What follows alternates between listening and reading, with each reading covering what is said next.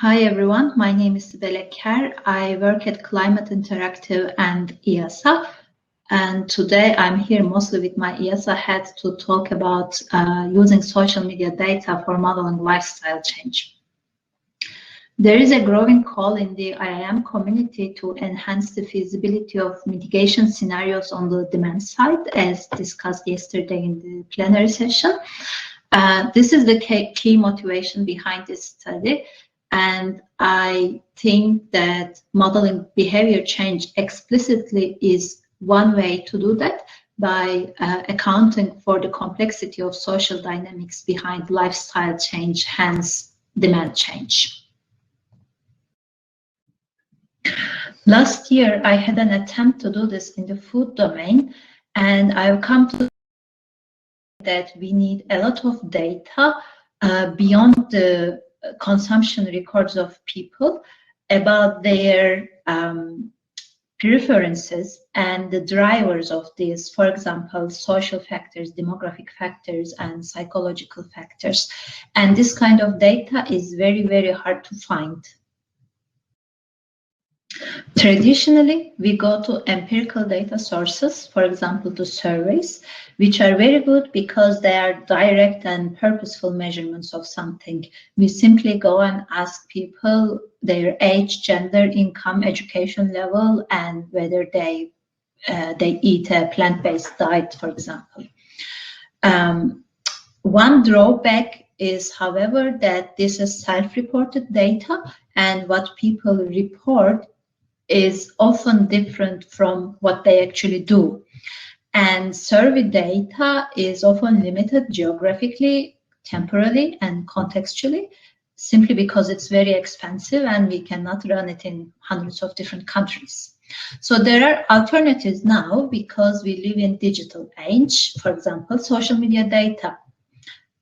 This gives us data based on online activity of people. Therefore, it might be closer to actual consumption, and it has a wide coverage geographically and also over time, and it comes with a relatively lower cost.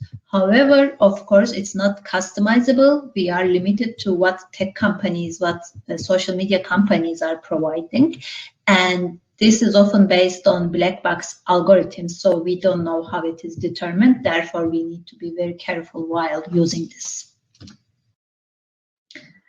I guess you are familiar with this smile on Mark Zuckerberg's face.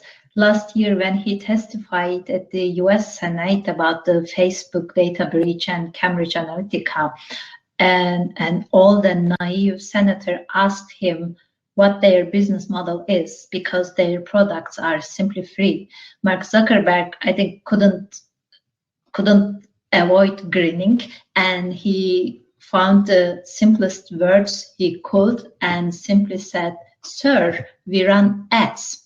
So these ads, Facebook advertisement data, which is publicly available to everyone advertising on Facebook, is what we have been using in this study. Facebook defines an audience size for various social and cultural interests tagged with a predetermined keyword. For example, vegetarianism is an indicator of plant-based diets, and sustainable living is an indicator of low-carbon lifestyles in general.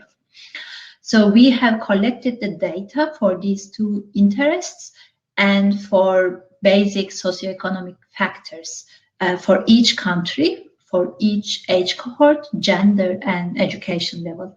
We collected the data at 3 points in time so that we can make some comparisons. And this data in total covers 1.9 billion people as the total global Facebook audience, 210 million people globally who are interested in vegetarianism, and 33 million interested in sustainable living. This is how it looks on a map. Colors indicate the percentage of audience interested in sustainable living and vegetarianism. High-income countries like Australia, Scandinavia, and North America do have relatively higher interest in these keywords indicating low-carbon lifestyles. I can hear you saying, if I click on a vegetarian recipe on Facebook, it doesn't mean that I'm a vegetarian. So we need to be sure that whether this data really represents real life. So this is why here we compare the Facebook audience fraction interested in vegetarianism to survey data that reports vegetarian population in 30 countries. However, survey data is not homogeneous. Some of it is very old, even 10 years old, or it's the sample size is very small, so I cannot say it is very, very reliable, and that's a very robust comparison. Therefore, there is quite a difference between the Facebook audience and surveys for the vegetarian population. However, I can say that for countries like US, Switzerland, and Germany, where the survey data is recent, we see a better match between the Facebook data and survey data. So if there are more vegetarians in a country, we expect the meat consumption in this country to be low. Therefore, if Facebook vegetarianism interest is an indicator of real vegetarian population, we expect a negative relationship between Facebook data and actual meat consumption. If we look at this data, if we compare these two for like 124 countries, we see that there is actually a positive relationship, and this is quite counterintuitive. I will come to this in a minute. However, before that, we look at this hypothesis deeper, because Facebook data may also be an indicator of trends over time instead of the consumption at the current time. So here we see the relationship between Facebook data for the countries where the interest is already high and the fractional change in the meat consumption.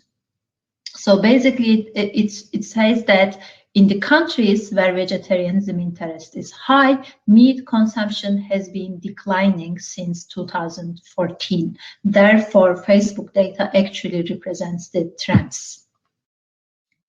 I said that there is a counterintuitive positive relationship between meat consumption and vegetarianism interest, and this figure shows some statistical analysis about it. Without going into detail of it, I just want to say that this is because of dependencies between the drivers of both vegetarianism interest and meat consumption. So I think it is commonly known that income is the main driver of meat consumption. Income correlates with education, for example, indicated by mean years of schooling. And at the country level, education is the main driver of vegetarianism interest. So due to these dependencies between the drivers, statistical methods are not sufficient to identify the relative importance of drivers of vegetarianism interest and low carbon lifestyles.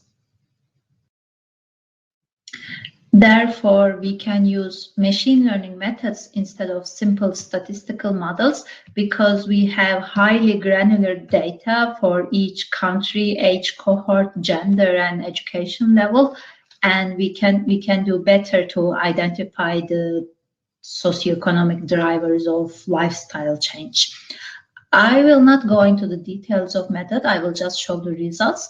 Education level, as in the country level data, is the major, most important driver of vegetarianism interest, followed by geographic region, which might be an indicator of cultural differences as well as income level of the country. Age cohort and gender are relatively lower ranked drivers.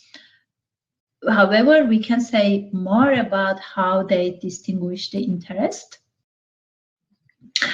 On this plot, we see the data points individually.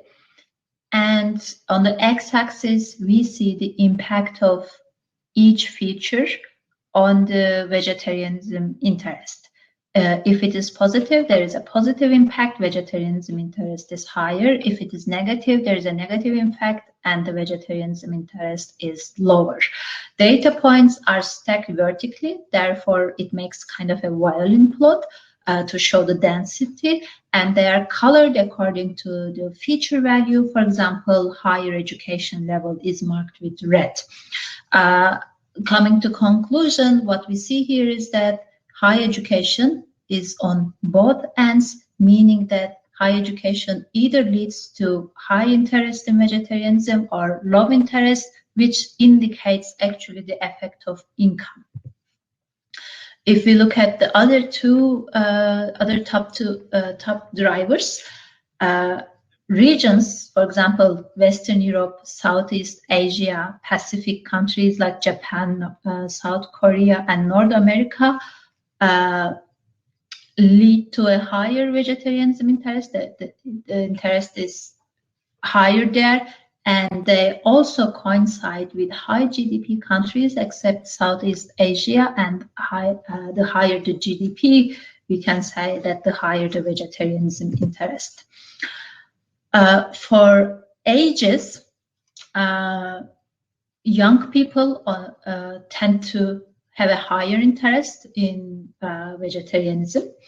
And for gender, we have a very, very clear distinction between males and females, and we see a higher interest by females. These findings about the impact of education, age, gender, and income are consistent with empirical data, available limited empirical data. The new knowledge is, however, is the relative importance of them, quantified relative importance of them, and the upscaling it across hundreds of countries and millions of people. Therefore, we suggest that empirical data and social media data can be used in a complementary way to quantify models and scenarios. And even if we don't want to go with a full coupling of behavioral models and IAMs, we can still use these findings to represent the social heterogeneity in demand scenarios. Thank you very much for listening. This has been a new experience for me to record a presentation, and I'm happy to receive your questions either after the talk or in the chat or by email or social media. Thank you. So the next speaker is Mingyu from the Tsinghua University. Please go ahead. Okay, now I'll begin with my presentation. And hello everyone, my name is Mingyu and I'm from Tsinghua University. Today, I intend to present a recent research that we are processing, which is the We are actually seeing it's in the we're seeing your notes basically as well. Okay. And I sorry, and I will. What can help if you put it already in presentation mode before you share, but maybe it's already working now. Okay, the next slide. Okay, thank you for reminding me. And okay, and I will begin with my research. And it is well known that the residential energy consumption increased constantly in China. For now, residential sector has become the second energy consumption sector in China, with an energy consumption share of almost 17%. And however, compared with the household energy consumption per capita in developed countries such as US and OECD members, China is expected to have immense growth potential in residential energy consumption. So how to save energy in residential sector become an important question within the context of climate change and related emission reduction goals. And the fact is, China has made hard efforts on the supply side to reduce the household energy consumption, such as developing advanced technologies and perfecting and promoting the more strict green labeling system. And according to the existing literature, the energy-saving effects brought by the supply-side measures is not as expected. And we believe this kind of policy inefficiency can be attributed to the indirect intervention on households. You see, supply-side measures might regulate the behaviors of manufacturers effectively, like forcing them to produce more high-tech and high-efficiency products. But such supply-side policies can't guarantee that residents to purchase such high-efficiency products. So, such unexpected choices of households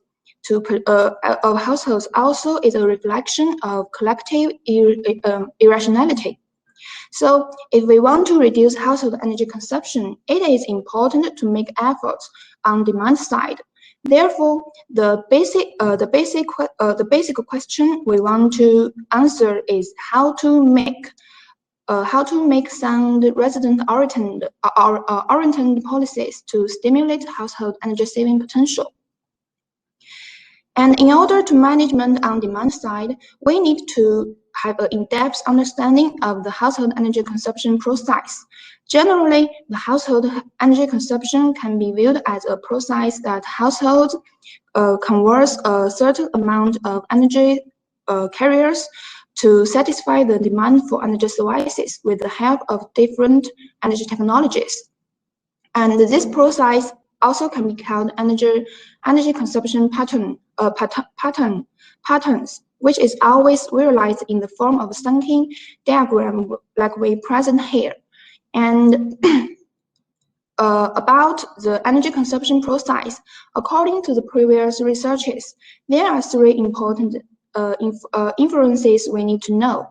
First, different households have different energy consumption patterns, and such differences result in different energy consumption. And second, different energy consumption patterns correspond to different household energy activities with the most energy-saving potential. And finally, upgrading household appliances is considered to have substantial and persistent effects on reducing energy consumption. But not all households prefer high-efficient appliances driven by different technology preferences. And here we also call it as a collective irrationality. So based on the three facts, we proposed our research framework, which also presented here. More specifically, our research framework can be divided into three sub-modules. First, we aim to classify households into different groups based on their social demographic characteristics, so we can impose targeted policies for each different household group. And based on the classified household groups, we further detect the energy consumption patterns for each household group, and identify the most energy-consuming activities for different energy consumption pattern. By doing this, we further identified energy technology preferences for every household group. So the appliances choices driven by individual preferences can be reviewed by us, which further enable us to propose specific guidance measures to reduce household collective irrationality. And based on our results, we expected to propose some policy implications of how to maximize household energy saving potential by customizing effective preferences guidance policies, targeting the main energy consuming activities of different household groups. So let's begin. Let's go to our results.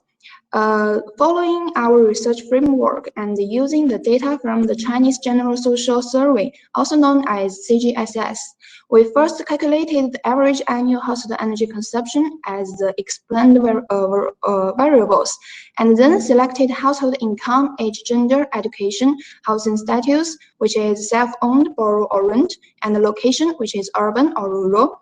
Then we explore the classification basis used to classifying household groups by employing the fixed effect model and the threshold regression model. The later model was used to identify the threshold value of continuous variables such as income and age. Our results indicate there are 14 household groups, and we show right here. And time limit, I will skip this detailed information. And based our classified household group, we then depicted energy consumption patterns for each household group, and categorized 14 household groups into 3 typical patterns, which is traditional patterns, transition pattern, and modern pattern. And we take the modern pattern as example, and we believe that high income group and higher education group and urban group belongs to the have this modern pattern, and their demand for luxury goods such as cooling and hot water increases significantly, so with shrinking of cooking demand. Meanwhile, energy carriers become cleaner and more modern. For this household group, the most important intervention measure is to guide households to purchase high-tech and high-efficiency technologies for cooling, heating water, and electric appliances. And after that, we choose air conditioner as our investigated technology and take wiser choosing variable frequency if air conditioner as explained variable. Take price on operation and maintenance cost, refrigerating capacity and efficiency as independent variables. And then we identify energy technology preferences for each household group. Our results show there are 5 types of technology preferences corresponding to 5 type consumers, and for each type consumers, the different preference guidance measures can be imposed. For example, the energy saving consumer 1, which is only high income group, they prefer variable frequency air conditioner with high energy efficiency. So we believe this type of household is collective rationality, and the efforts can be devoted to provide more detailed information in energy label. Conversely, for energy rebound consumer 2, i.e. the self-owned house group, they prefer variable frequency air conditioners that have lower operation and maintenance cost, higher refrigerating capacity, and higher efficiency. Considering higher power will lead to more energy consumption, and the increased energy consumption might exceed the energy reduction brought by variable frequency. So we tap this group as collective irrationality, and we need to get them choose technologies with appropriate power as well as imposing energy and technology price incentive measures. And finally, our research can conclude 4 main policy implications. And to summarize, by combining the results of the above 3 sub-modular, we believe differentiated household targeted policies need to put on the table. And our study could provide 10 policy packages and for 14 different household groups, which enable policymakers to maximize household energy saving potential by customizing effective preferences guidance policies, targeting the main energy consuming activities of different household groups. And that's all I want to share. Thank you for your attention. And if you have any question or recommendation, please tell us, or you can email to us, and our email address is listed at here. And thank you again.